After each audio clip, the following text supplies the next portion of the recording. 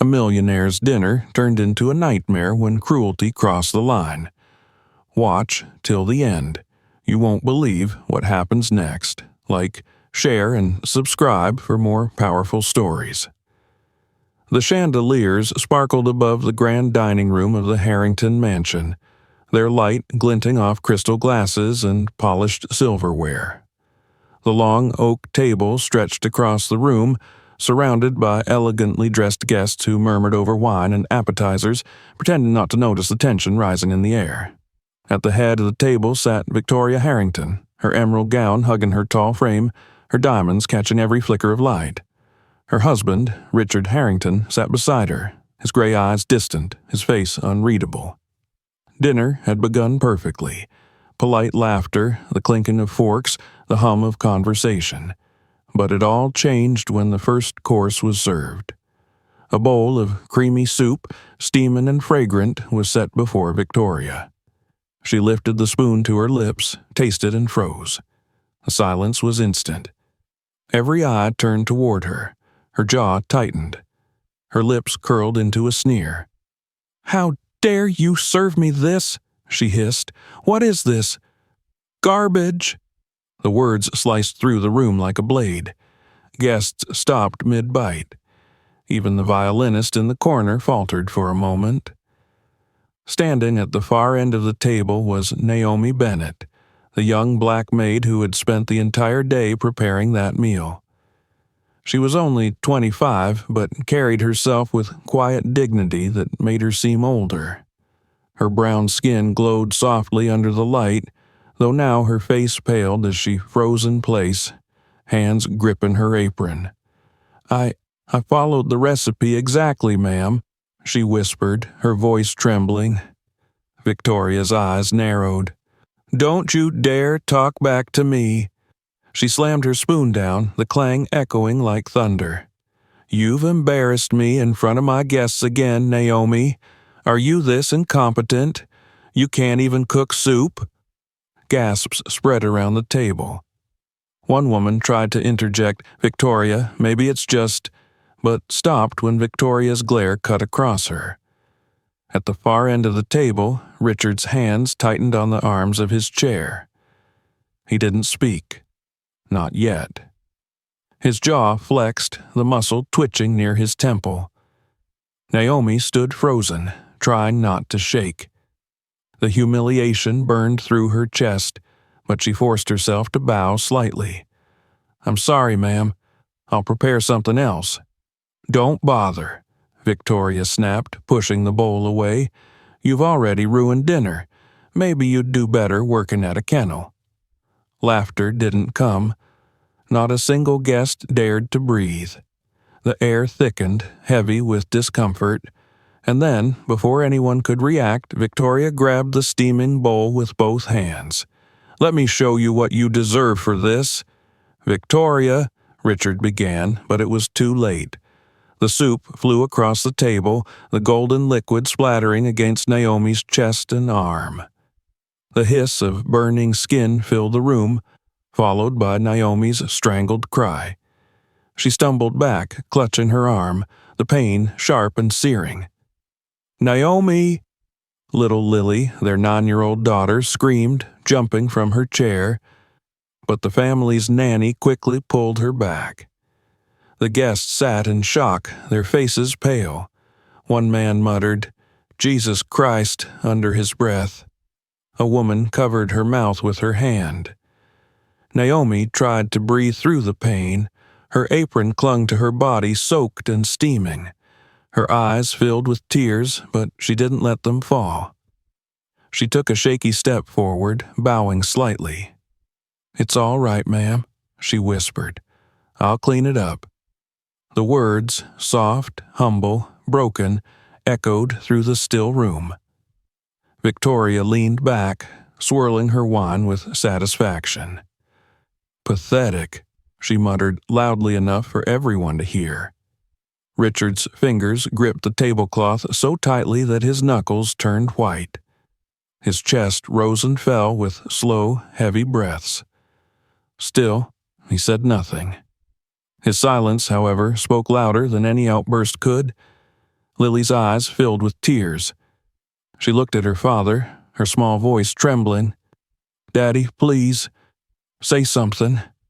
But Richard's gaze stayed locked on his wife.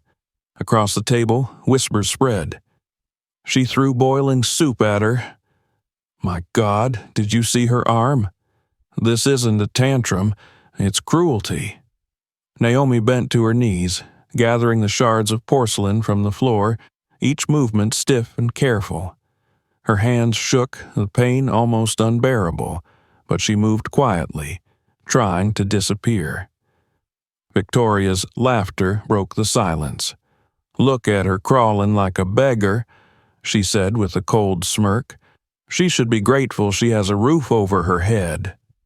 Naomi's eyes flickered toward the children, then quickly away.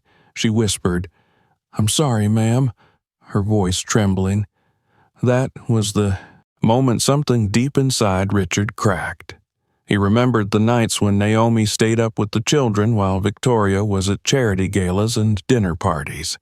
He remembered hearing her sing softly when Lily had fevers, her gentle voice filling the halls of a house otherwise hollow with coldness. And now that same woman, the one who had held his family together, was being humiliated before everyone. His grip on the table tightened until the veins stood out along his forearms. His gray eyes, once calm, now burned with fury. Victoria mistook his silence for approval. She smiled, lifting her glass.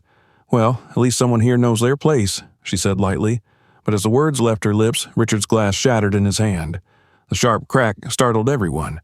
Wine spilled across the white tablecloth, staining it crimson. The room fell silent again, even heavier than before. Victoria blinked, startled. "Richard?" she said, her voice faltering slightly. He didn't answer. He simply stared at her, eyes cold, jaw tight, fury trembling beneath the surface. Naomi, trembling and pale, continued cleaning, her burned skin throbbing with pain. The guests dared not move, afraid even their breathing might break the fragile stillness. And in that suffocating silence, one truth hovered like a storm cloud above them all. This was no longer just about soup. This was about everything that had been building in that house for years. Pride, cruelty, and a love that had been quietly waiting to be exposed. The night was far from over. For a long, breathless moment, no one moved. Wine bled slowly across the linen like a spreading wound. The chandelier hummed faintly in the silence, and Naomi stayed on her knees, gathering porcelain with hands that shook from more than pain. Lily's chair scraped the floor first, a small, startled sound that snapped every gaze in her direction.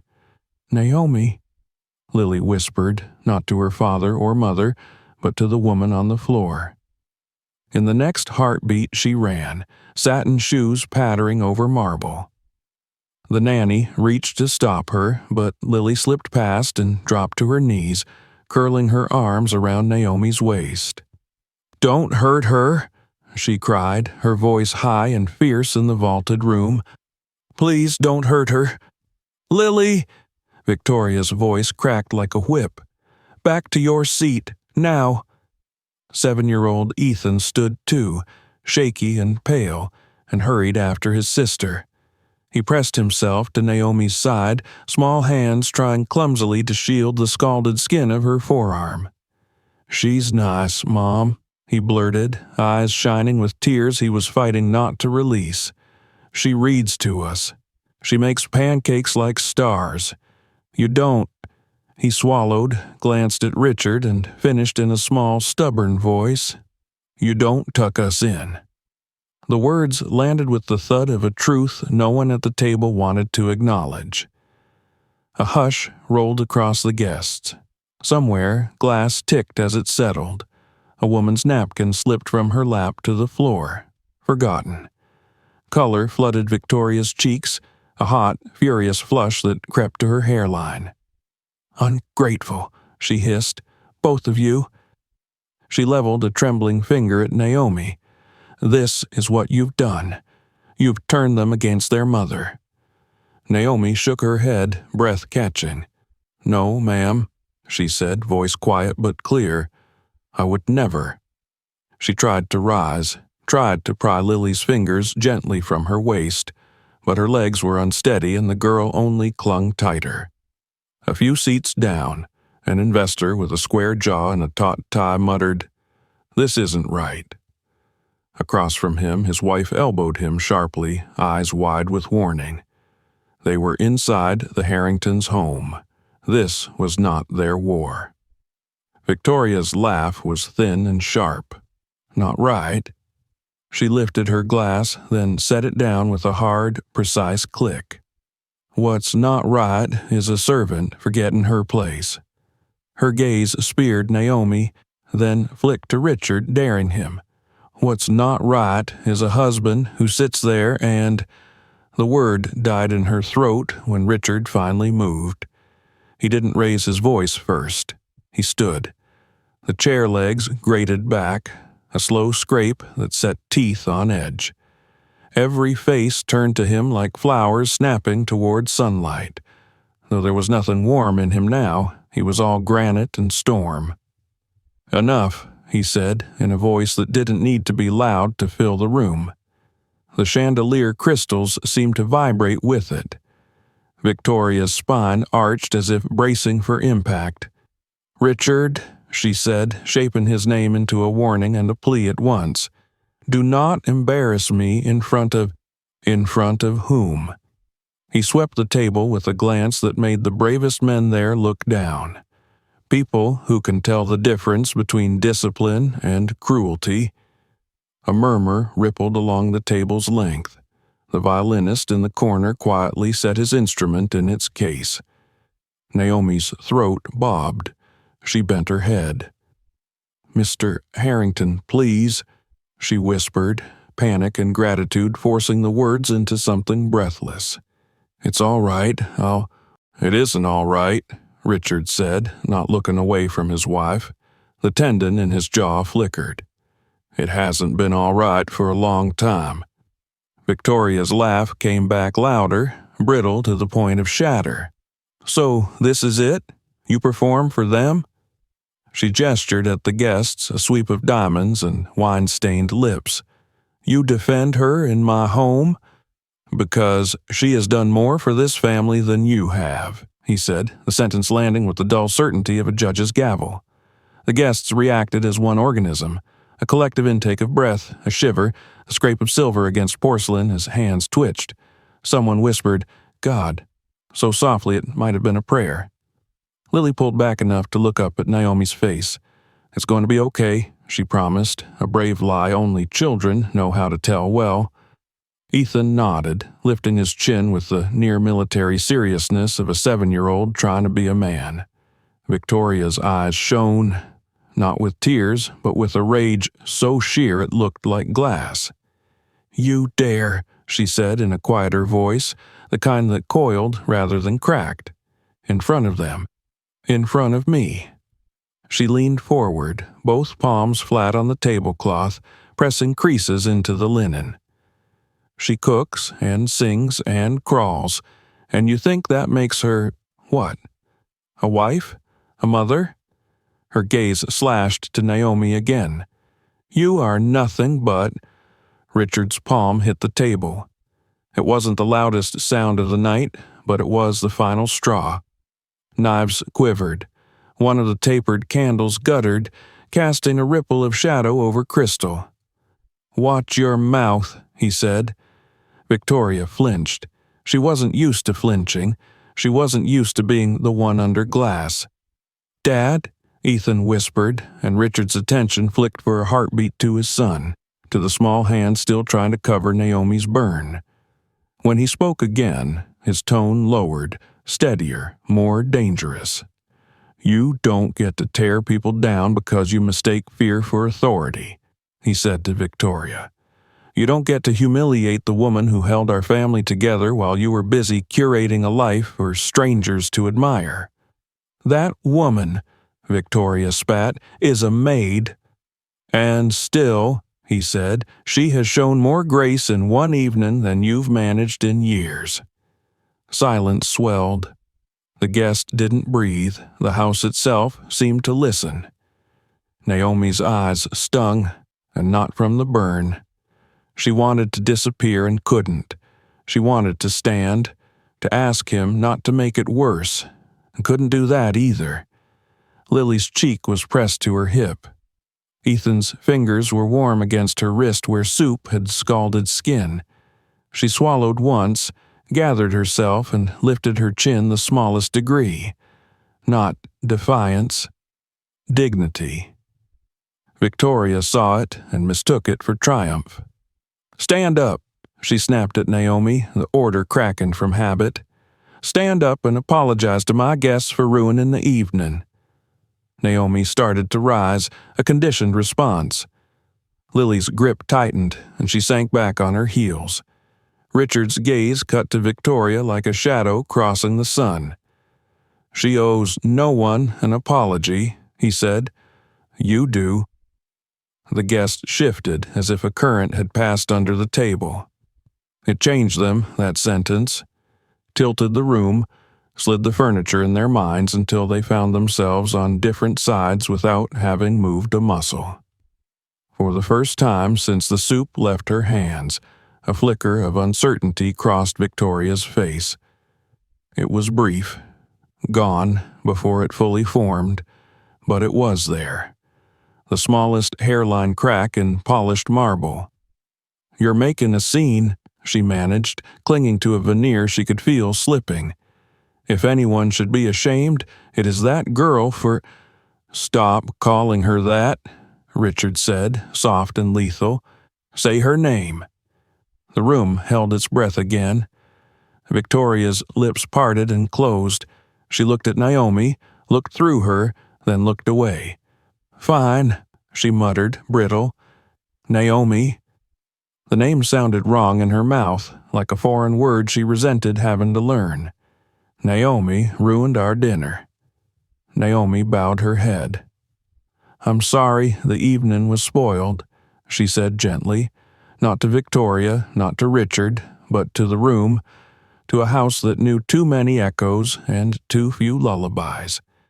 "Please, everyone, continue. I'll take care of this." She reached for another shard. The movement drew a gasp. The edge had been sharper than she thought, and a thin ribbon of red brightened her fingertip.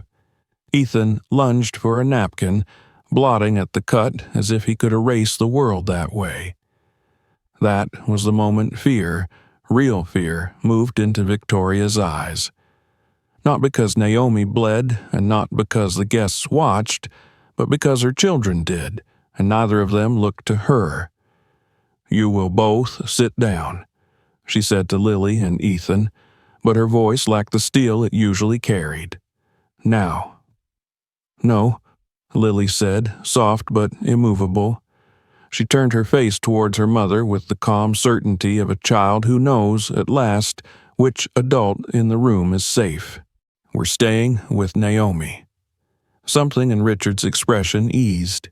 Just a fraction, a slackening at the corners of the eyes, as if the truth being spoken by smaller mouths made it truer.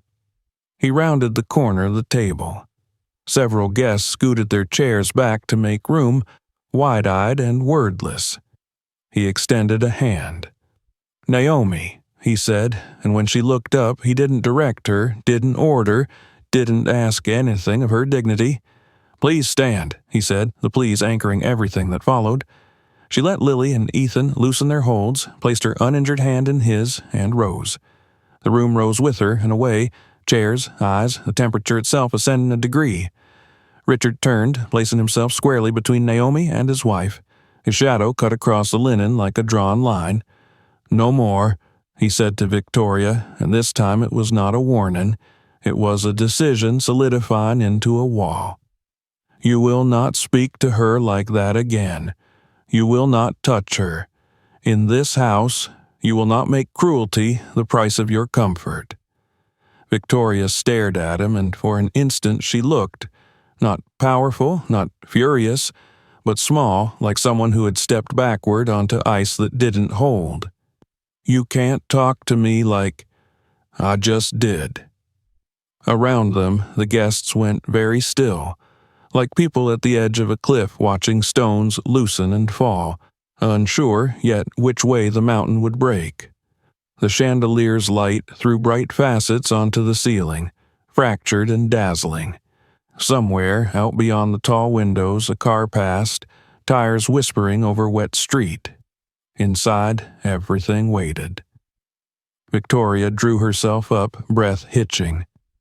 "All of you," she said to the guests, summoning a hostess smile that wobbled at its edges, "finish your meal. My husband is emotional." She tried to laugh, it snagged in her throat. "We will speak privately."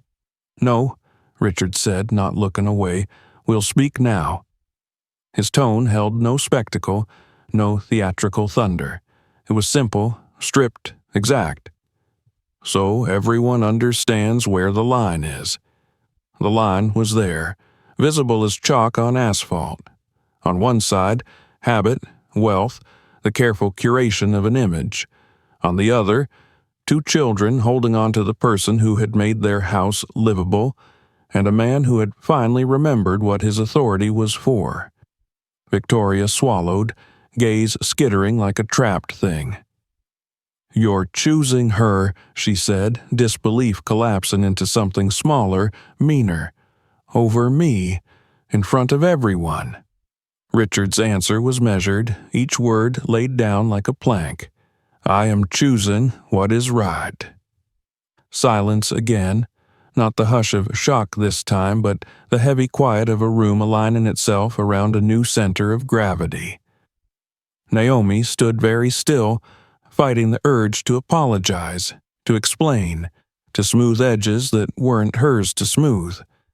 The burns throbbed, the cut stung, her heart beat hard enough to bruise. Yet, through it ran a thread of steadiness she didn't recognize as courage until she felt the children's hands find hers again, small and certain. Victoria's eyes flicked to those hands and away. Something ugly and frightened twisted through her features. "We're done here," she announced to no one and everyone, grabbing at Grace and finding only air. She snatched her clutch from the chair, straightened her shoulders, and swept from the room, heels striking the marble hard enough to echo. The doors didn't slam, but they might as well have. For a moment, no one moved.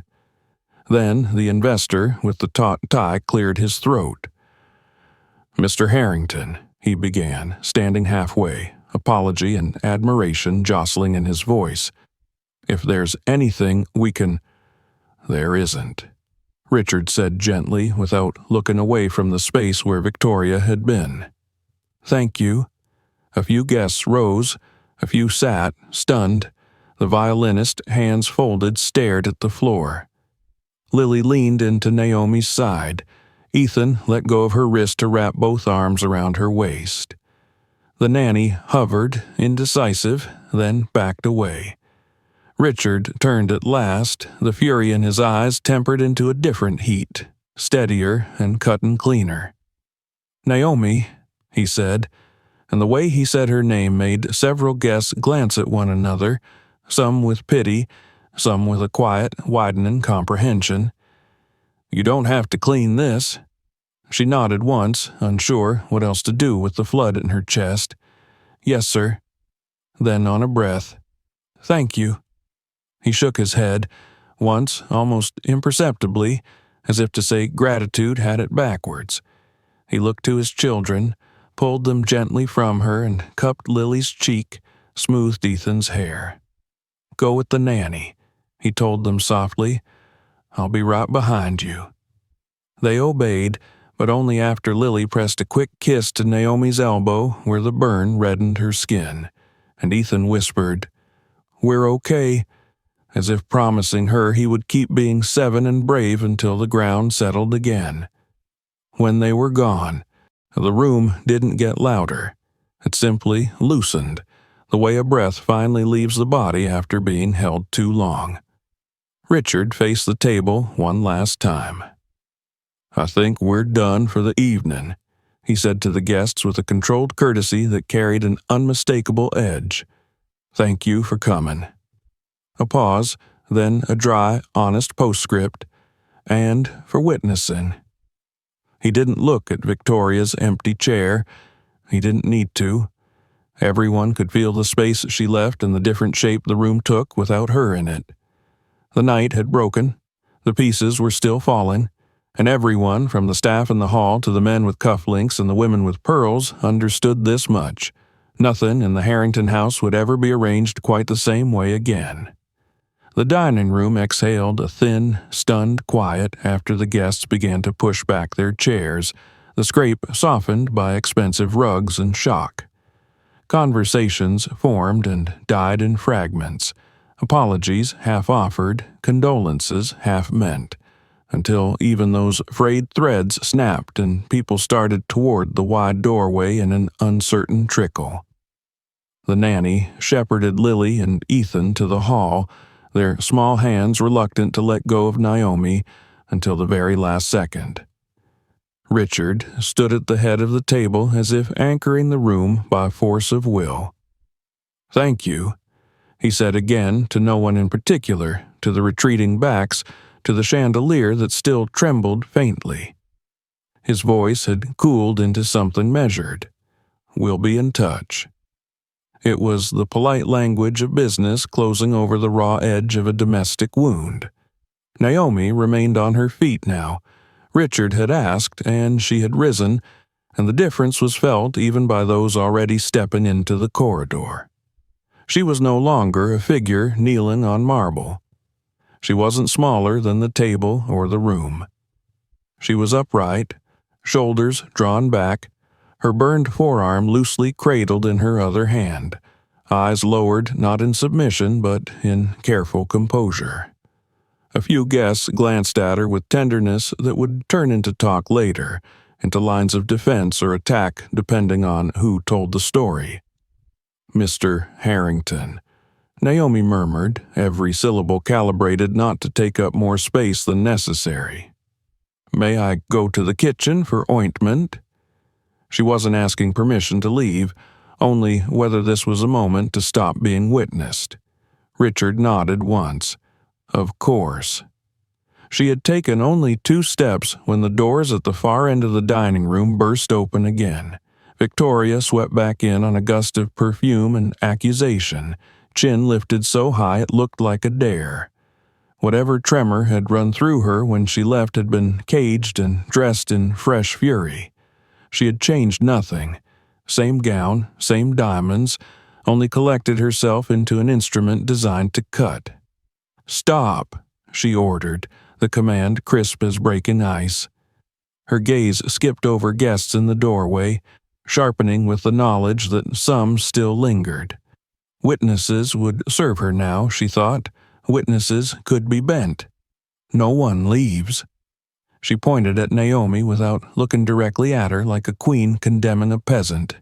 "You, come here." Naomi froze mid-step. Richard shifted infinitesimally, not blocking her, not granting Victoria an inch. "Victoria," he said, warning threaded through the syllables. She ignored him, smiles slicing towards the doorways where several guests had paused again, caught between propriety and train wreck. "You all saw it," she announced, projecting to the hall. "You saw her defy me, humiliate me, manipulate my children. And my husband—" She turned, the smile gone, knife blunt. "Indulge it." "Enough," Richard said again, quieter and heavier. "Because let's be honest," Victoria continued as if he hadn't spoken, her voice warming to a show. "It's obvious what's going on, isn't it? The singing, the bedtime stories, the soft eyes at my dinner table. A maid who thinks she can climb." Naomi flinched, then stilled as though she had thrown her own anchor down inside herself. Richard stepped forward and took the last of the room's air with him. "Say one more word to degrade her," he said, "and I will end this evening in a way you cannot come back from." Victoria blinked, misreading the line he had drawn as theater, not stone. "End it?" she scoffed. "You think there's anything left to end? Look at her. Look what she's done to your children. To me. To us." She rounded on Naomi, the final pronoun spit like a pit. "Admit it," she demanded, sharp with triumph she had not earned. "Admit what you've been doing in my house." Naomi's lips parted. The truth she wanted to say, that there was nothing to admit, felt too small and futile against the spectacle. She closed her mouth, the better defense silence could sometimes be. Richard didn't choose silence. He took a breath and put his hands flat on the table as if placing the truth there like a document. When he spoke, each word landed with deliberate clarity. "I love her." No one gasped this time. The sound was too big, too clean, and it hollowed the room of theatrics. It wasn't a flourish. It wasn't even an apology. It was a fact, placed where everyone could see it and no one could knock it off the linen. Victoria's face went white beneath carefully applied warmth. "You—" The word cracked. She tried again, reaching for laughter and finding nothing in her throat to carry it. "You're out of your mind." Richard's eyes didn't leave hers. "I'm not," he said. "I am, for the first time in years, exactly in my mind." Naomi took a step back, then another, as if she could move out from under the weight of a sentence that wasn't meant to crush, but might anyway. "Mr. Harrington," she whispered, and there it was, the old habit of formality that refused to loosen. "Please don't." "Naomi," he said, and the old habit flinched.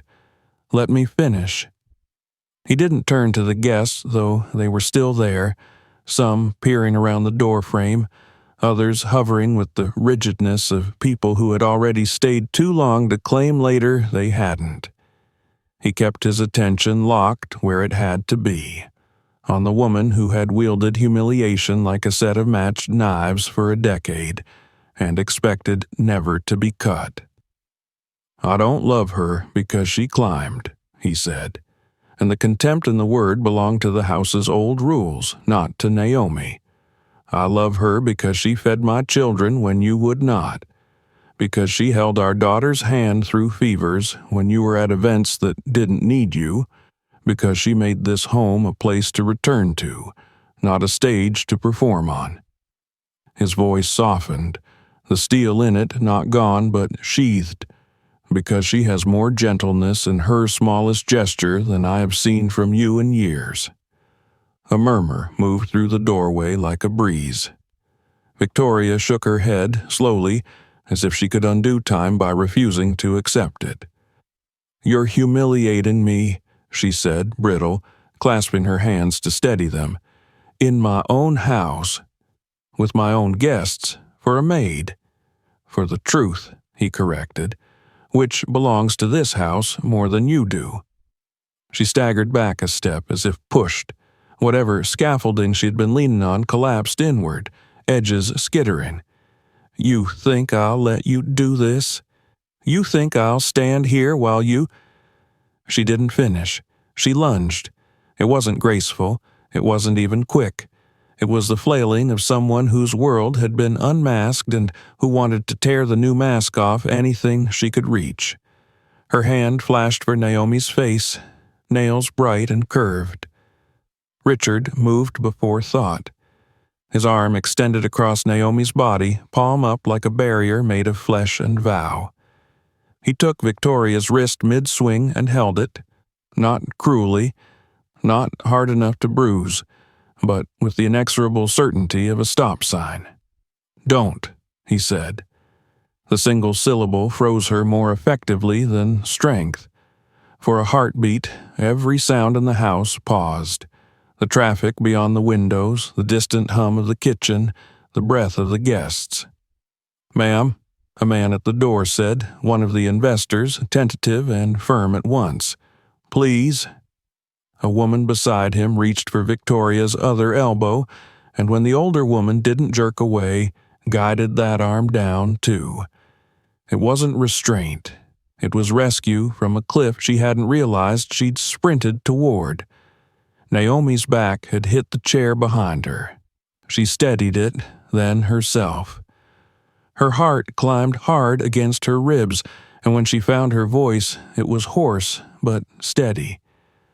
"Mrs. Harrington," she said softly, because she could not teach anyone anything tonight except what respect still looked like when it wasn't being returned. "I never tried to take anything from you." "You took everything," Victoria whispered, the words shredded. "My family, my name, my—" She choked on the last word and let it drop, a shard among many on the floor. "No," Richard said gently, releasing her wrist and letting her hand fall to her side. He was not unkind in the moment of victory. He looked for a flicker, like a man grieving something he hadn't admitted he'd already lost. "You handed it away.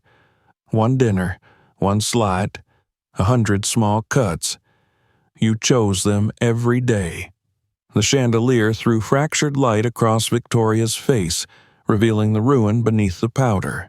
Fear, fury, shock, a child's bewilderment at being told that the rules she'd learned would no longer protect her. "Get out," she said to Naomi, voice trembling. "Leave my house." Richard didn't raise his voice. He didn't need to. "Our house," he corrected. "And she isn't leaving." The line became a wall. The wall became a door, shutting softly, but finally. Victoria looked from one to the other and saw that the door did not open in her direction. She laughed once, brittle as a snapped stem, and then the laugh broke into a sound not even she recognized. The woman nearest the doorway caught her by the shoulders on instinct alone, steering her to a chair before dignity could topple into something uglier. Victoria sank, the emerald gown pooling around her like a lake with no wind.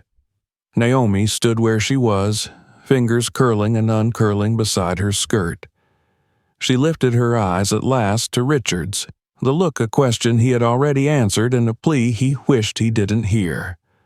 "Let me go before this makes a different kind of noise." "I don't want to cause more trouble," she said, barely more than air. "You didn't cause this," he answered. He addressed the doorway without shifting his focus. "Ladies and gentlemen," he said, the honorific grounding the moment all over again, "thank you for coming. We're finished." They understood. This time they truly left. Quiet feet murmured good nights, a final glance back that they would translate into story later, and into judgment, and into the kind of silence that protects or destroys, depending on who wields it. The violinist tucked his bow under his arm and slipped away like a shadow.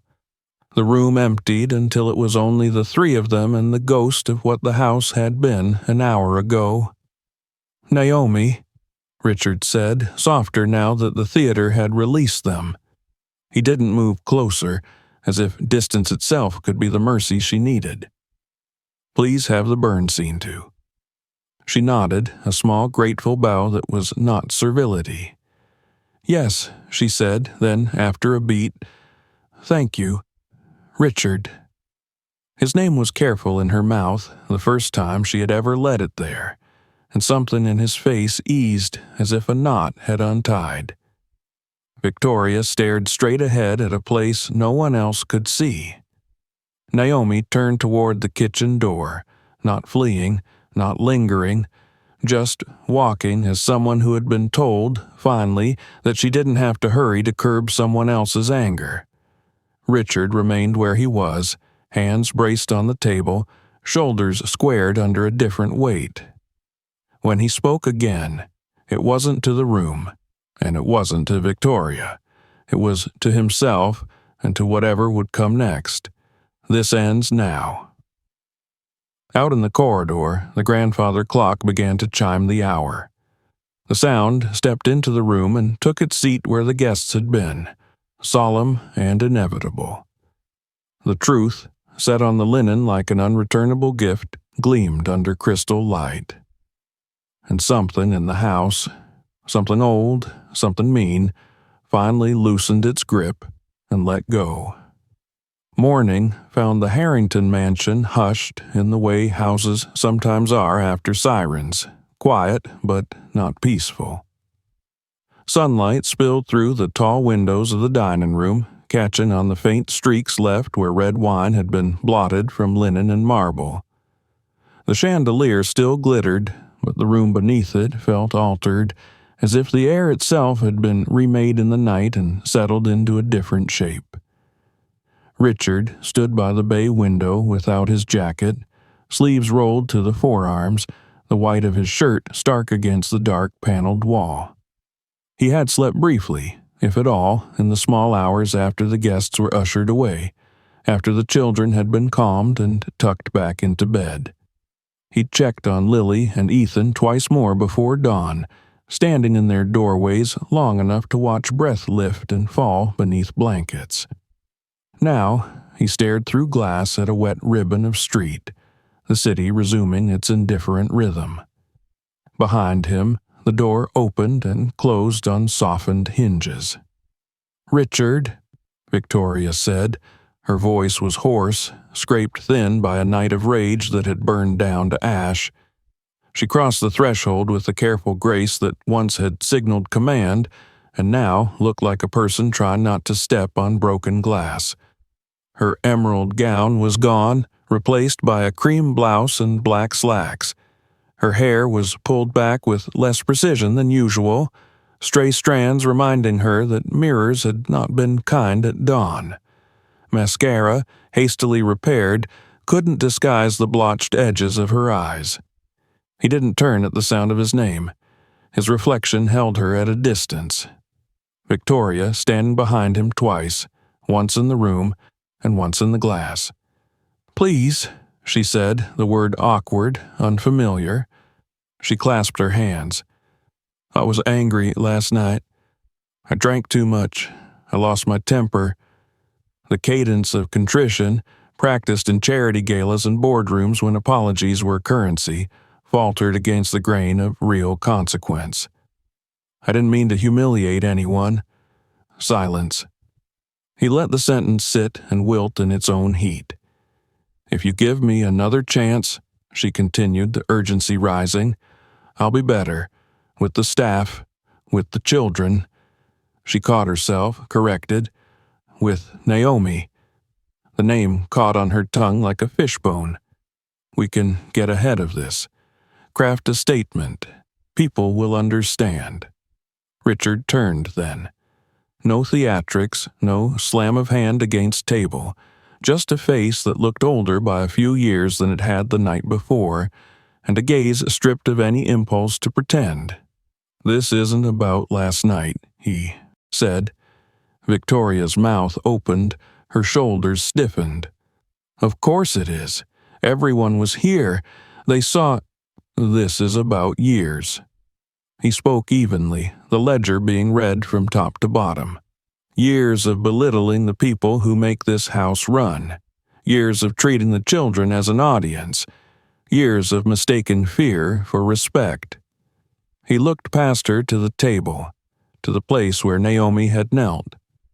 "The line didn't appear yesterday, Victoria. We walked toward it, one choice at a time." She swallowed and found anger quicker than humility in the old drawer. "Easy to say now," she snapped. "You stood by me at those galas. You watched me host those dinners. You liked the life." "I tolerated it," he said, the correction quiet and final. "I told myself it was decorum, and that it was part of the deal. But last night I watched our daughter kneel to protect a woman you burned. I watched our son wrap his arms around her as if he could hold the house together with his hands." He looked back to the window as if the street could help him finish. "What I liked," he said, "was the lie. I don't like it anymore. What do you want from me?" The question burst out, a mixture of plea and accusation. "You want me to grovel, to beg Naomi for forgiveness in my own house? I will. I'll apologize to the staff.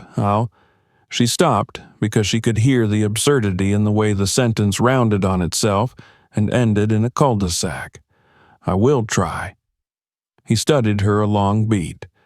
"Trying," he said, "isn't a strategy you adopt because the optics turned.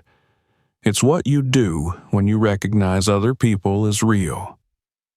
The door at the far end eased open again. this time more tentative, as if the person beyond it understood she could not enter a room like a storm and expect not to flood it. Naomi stepped in with her left arm bandaged from wrist to elbow, a neat white wrap anchored with tape. She had traded her soaked uniform for a clean one. Her hair was pulled back. The scald had tightened the skin along her forearm, but not her posture. She kept to the edge of the rug, hands folded gently, as if asking permission in the old micro habits she had been trained to, then remembering, even as she did it, that she was no longer sure which rules were still real. "I'm sorry to interrupt," she said, eyes down.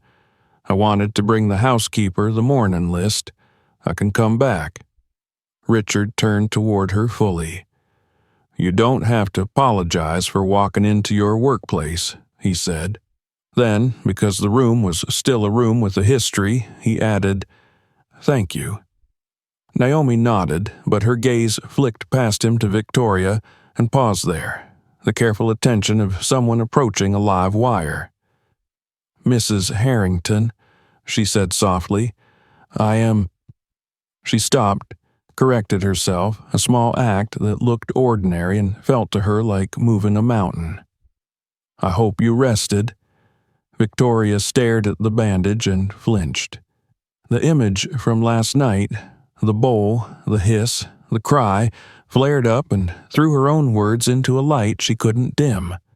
For a heartbeat she looked ready to apologize, and for another she looked ready to attack. Both impulses choked. "You should not be here," she said instead, brittle. "Not in this room. Not now." "Stop," Richard said, and Victoria obeyed because his tone left her nowhere to go. Naomi half turned to leave.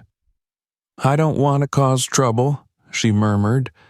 "You didn't cause this," he said, the refrain from the night before returning with more weight daylight could bear. He faced Victoria again. "I'm not going to pretend last night can be put back in its bottle." Victoria's chin lifted, the last angle of composure she could reach. "So, what then?" she asked. "We separate quietly? You need time?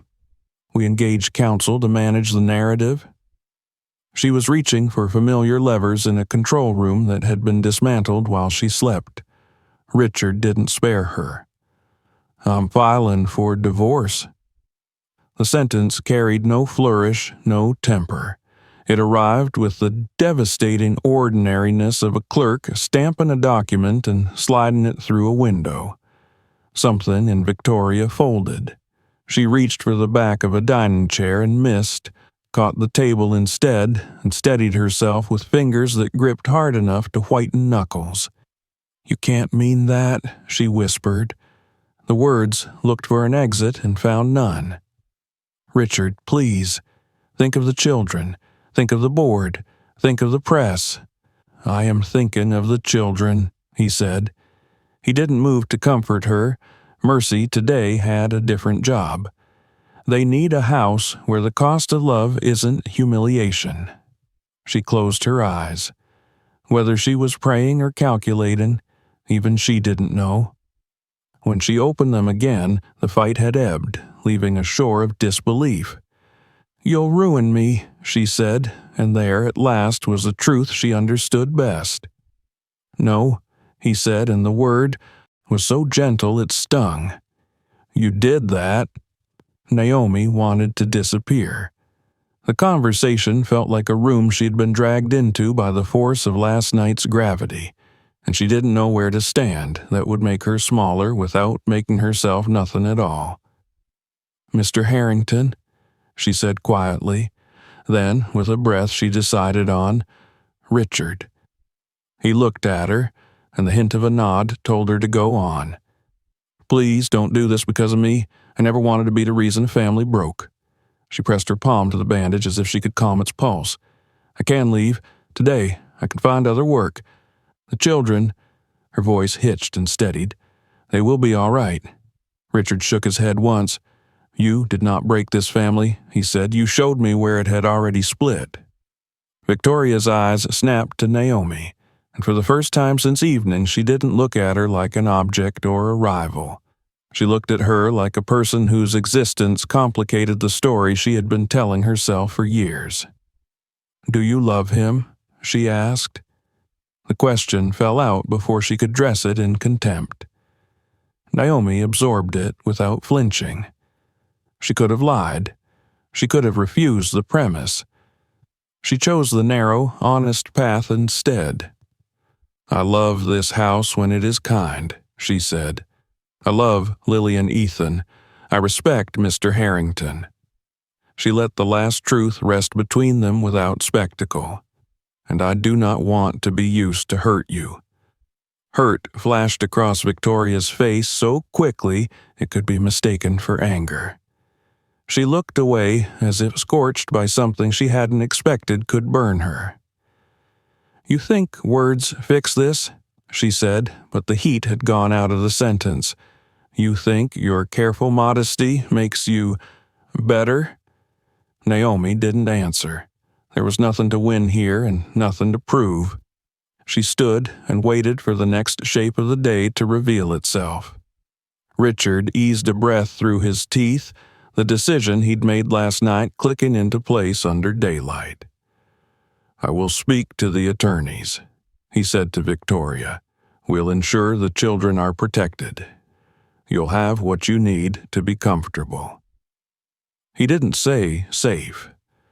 Comfort and safety weren't the same currency, and he would not pretend otherwise. "And what will people say?" she asked. Last gambit played to the familiar crowd of ghosts that applauded her at charity dinners. "They will say what they say," he answered.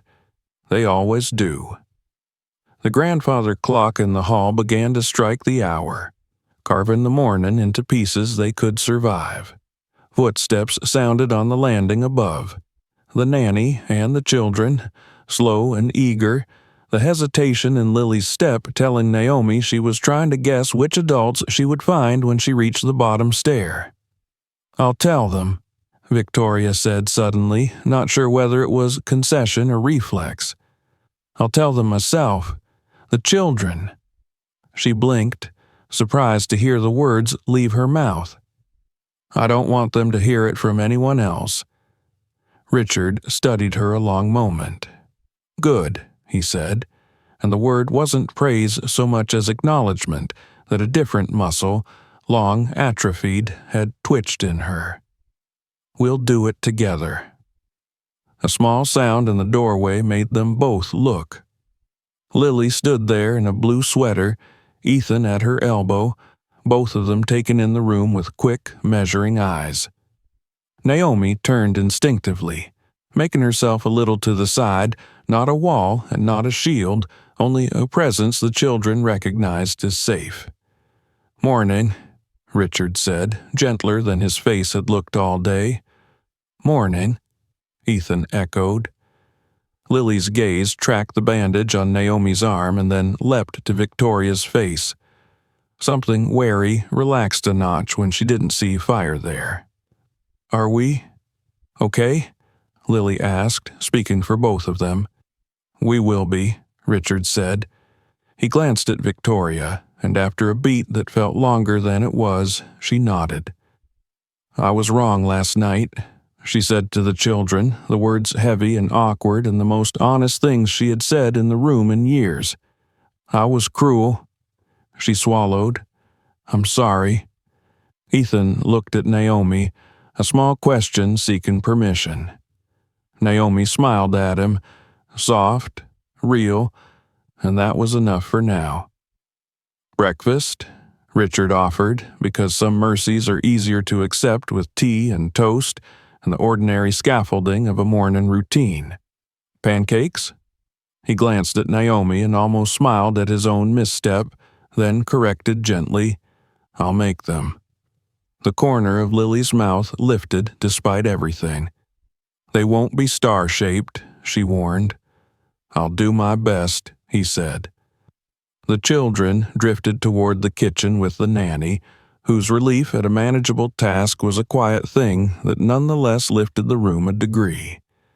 Their voices faded down the corridor, thin and brave. Victoria stayed where she was. The apology had exhausted some reserve she hadn't known she would need. She looked once more at Naomi, and something unreadable, resentment's exhausted cousin or humility's frightened child, crossed her face. "I'll be in the study," she said to Richard, "when you're ready." She left without waiting for an answer, steps measured, shoulders squared by habit rather than pride. The room thinned when she was gone. Richard returned his gaze to Naomi and held it there without urgency. "Thank you for staying," he said. "I stayed for them," she answered simply, nodding toward the hall where small voices chased the morning. "I know," he hesitated. "You don't have to keep calling me sir." She nodded once, not promising, not refusing, just placing the request in the careful space where new rules waited to be learned. "You should run the burn under cool water again," she said, and when his brow creased, she added, "It helps. For a few minutes at a time. I'll show you." He almost smiled at that, how she could not stop tending, even in a house that had burned her. "Please." They walked towards the kitchen together, not touching, the space between them an agreement rather than a gap. The corridor smelled of coffee and maple syrup.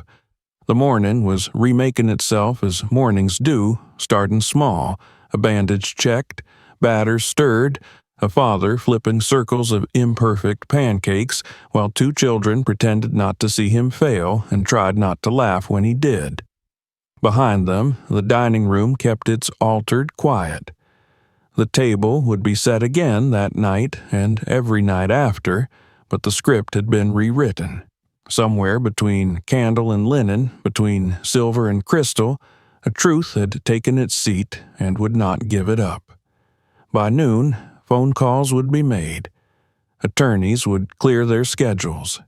By evening, the city would hum with a story that arrived with a dozen endings depending on the teller. But in the house itself, the ending was less dramatic and more permanent. A line, finally honored. A vow, finally defined. A cruelty, finally named and asked to leave. Richard paused at the kitchen threshold and looked back once at the room where his marriage had ended and something else had begun. He didn't romanticize it. Endings rarely ask for love. They ask for courage. "This ends now," he had said the night before. In the cool, bright light of morning, he kept the promise. The scandal did not disappear. It thinned. It moved from headlines to sidebars, from the first 5 minutes of conversation at charity luncheons to the last 2, spoken in quieter tones and with fewer claims to certainty. Time, stubborn as ever, kept walking. Within the Harrington house, it learned a different gait. The first weeks were practical in the way healing often is. Lawyers spoke a language of calendars and filings. A PR firm drafted statements that Richard pared down until they were only true or not said at all. The staff adjusted to a new gravity.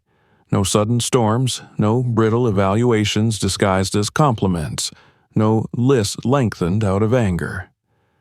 Instead, there were check-ins that felt like actual questions, a rhythm that returned the house to the thing it had always pretended to be, home, and then went a step further.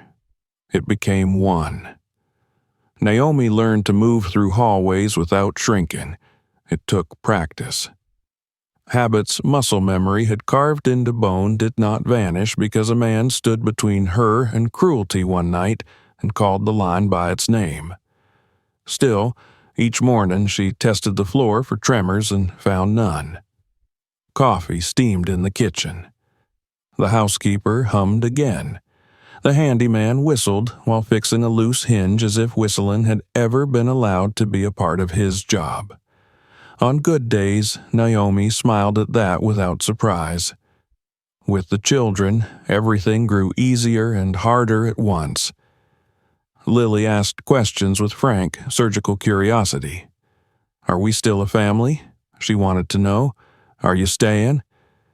She had a mapmaker's mind and wanted borders drawn, mountains named, distances measured. Ethan did not ask.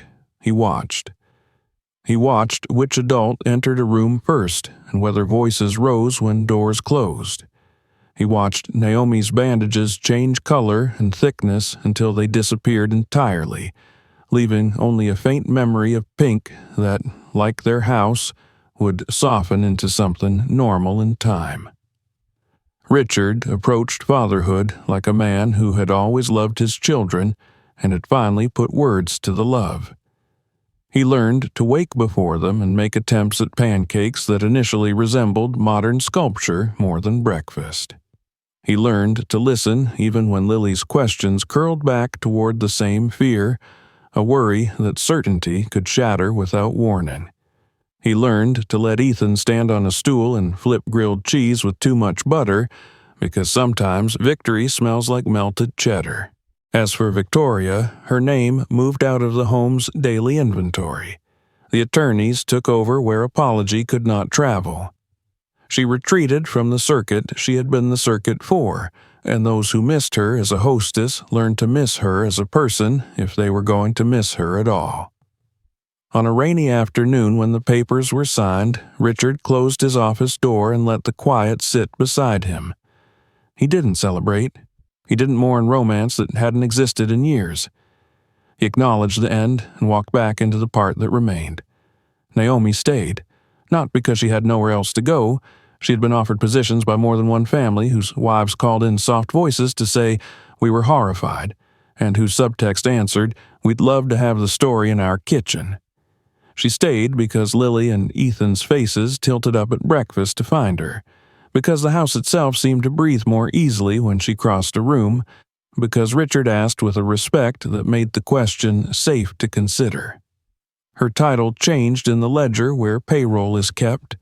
The line that had once read domestic staff was replaced with household manager, a phrase that embarrassed her until Lily explained at the dinner table, "That just means you're in charge of the things you already fixed, and now you get to say it out loud." Spring came late, but then, all at once, the trees along their street with that impossible new green that always looks like a decision. The morning of the first warm Saturday, Naomi stood at the sink with the window open, letting birdsong mix with the sizzle of bacon. The children were 6 feet away, building a fort out of dining chairs and blankets that had never, under the old rules, been allowed to leave the linen closet. "We need a password," Ethan declared, somber and excited. Lily, who had learned that some doors have more than one lock, said, "Kindness," and ducked under the blanket with her brother. Richard came in from the garden with dirt on his palms and a grin that made him look 5 years out of date and grateful for the error. "We have tulips," he announced, "and the azaleas are showing off." "Of course they are," Naomi said. "They learned from Lily." The compliment set a dimple in the girl's cheek before she could decide whether to accept it.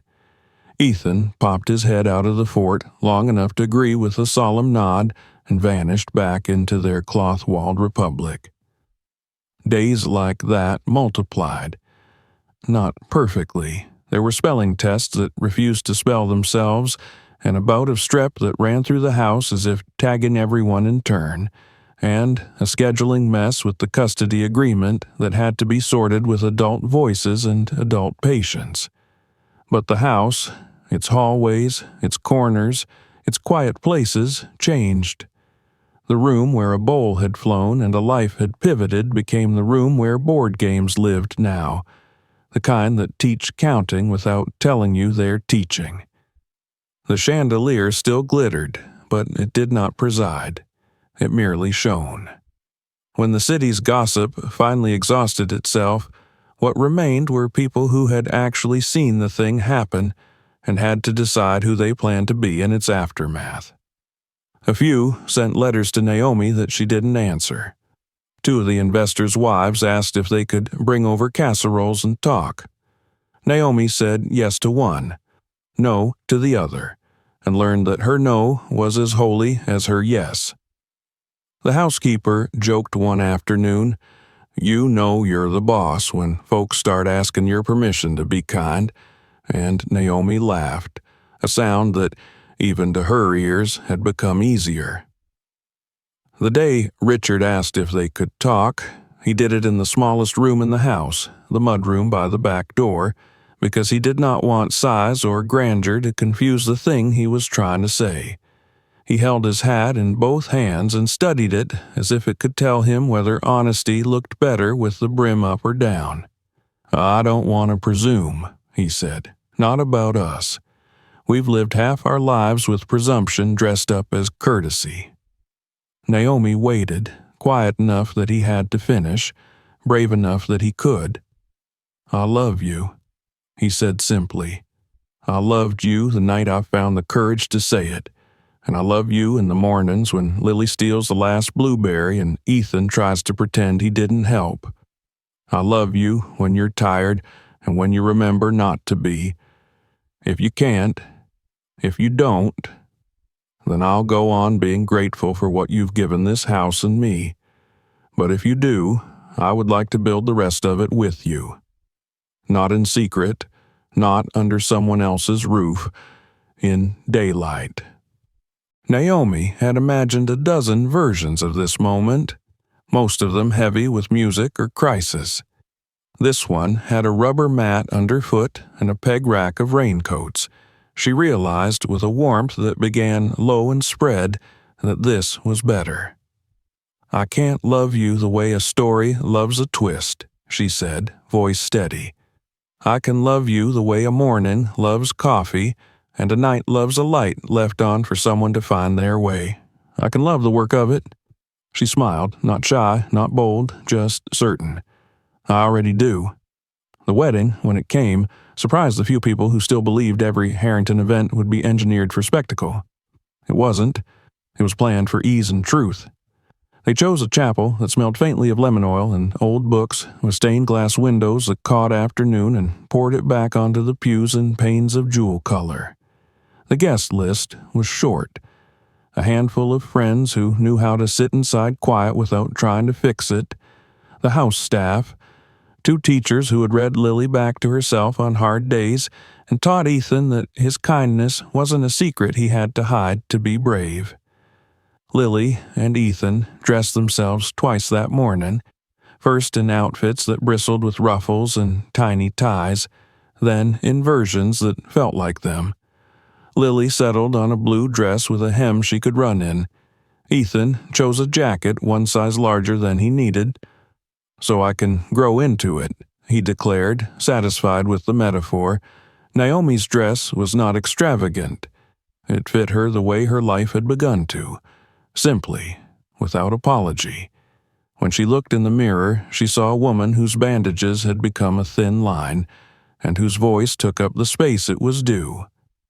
The walk down the aisle was shorter than stories make it.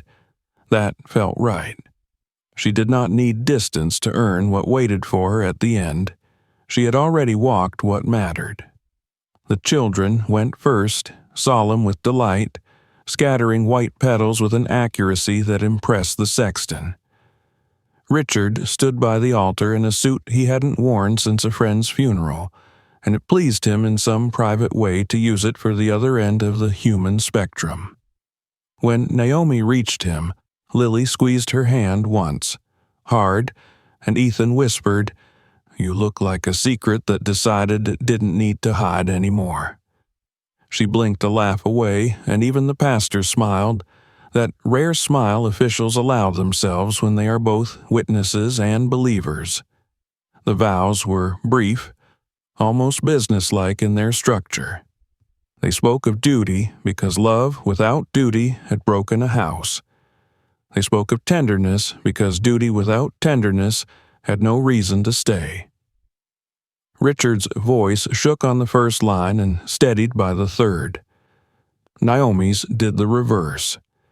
When the rings slid home, there was a collective exhale in the room that felt like a door opening to air that had been waiting for years. If there were people there who had once watched a different scene at a different table, they did not bring that night into this one like a banner. They let it be what it had been, the end of something that needed to end. After the service, in the courtyard where the light softened on brick, guests didn't clamor for photos. They took them quietly when asked and spent more time talking to Lily about her science project and to Ethan about the fort he was going to rebuild because every castle needs improvements. At the reception, 3 tables under strings of white bulbs in the Harrington backyard. Richard stood and said nothing that would end up in a magazine. He thanked the staff by name. He thanked the children. He said, "We are trying to learn a way of living that doesn't require anyone to be small to make the rest of us feel big." And Naomi put her hand over his on the table and left it there. Later, after cake that had more frosting than architectural integrity and a dance that was more swaying than choreography, Naomi stepped out to the edge of the lawn where the shadows began. The house glowed behind her, windows warm in the way good photographs are. The children were inside arguing amicably about the correct ratio of ice cream to cake. The staff laughed about something in the kitchen that made laughter sound like the clink of clean plates. Footsteps moved beside her, and Richard stood with a sigh that admitted the day had asked a lot and given more. "Do you ever miss who we were before?" he asked, an honest question born from the strange nostalgia human beings feel even for rooms that hurt them. "No," she said, then softened it with the whole truth. "I miss the time we could have had. But I like the time we have." She tilted her head toward the house. "I like that it knows us now." They were quiet long enough to hear the city beyond their street. A bus braking, a dog barking twice, a neighbor's screen door sliding open and shut. He reached for her hand. She let him take it. The ring felt less like jewelry than a well-made hinge, 2 separate things, moving together without grinding. Inside, Lily called, "First dance for married people, round 2, and Ethan added, "No, 3. We already had 2. Naomi smiled, and they went in. Much later, when the house had exhaled its guests and the strings of bulbs were dark again, Naomi stood alone for a moment in the dining room. The chandelier hung where it always had. The table caught the moon the way it had caught everything. She traced the edge of the linen with 2 fingers and felt no memory rise to drown the present. The floor remembered, but memory had softened into witness, and witness into blessing. You lived through that. Now live through this. She blew out the last candle. The smoke curled and vanished into air that did not hurt to breathe. Upstairs, Lily and Ethan had made a fort in the hallway between their rooms, a compromise they had negotiated with the skill of attorneys in small bodies. Naomi crouched, peered under the blanket, and found 2 faces grinning at her with the luminous certainty some children carry like a lamp for everyone else. "What's the password?" Lily asked, though she already knew Naomi knew. "Kindness," Naomi said. "Correct," Ethan confirmed, and they lifted the blanket so she could duck inside because families are made and remade by the people who remember to make space. When she and Richard finally reached their room, the city moved on outside the windows, uninterested and generous.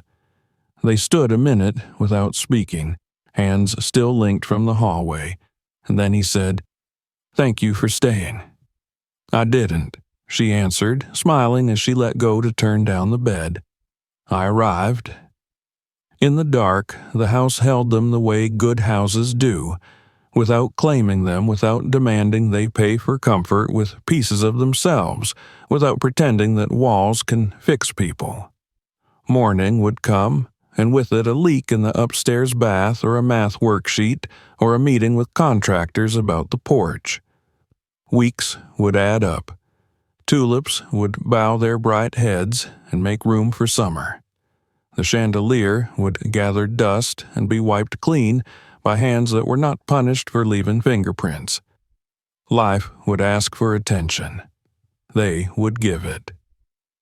Outside, the streetlight hummed. Inside, a once broken room rested. Cruelty had been named and shown out. Love, not dramatic but durable, had signed the lease. And in a quiet that felt earned rather than imposed, Naomi Bennett, the woman who had once learned to make herself small enough to survive, took up the space that belonged to her and to the people she loved, and found it exactly the size of a life. What began as pain ended in redemption and love. If this story touched your heart, hit the like button, share it with others, and subscribe for more emotional, real-life stories.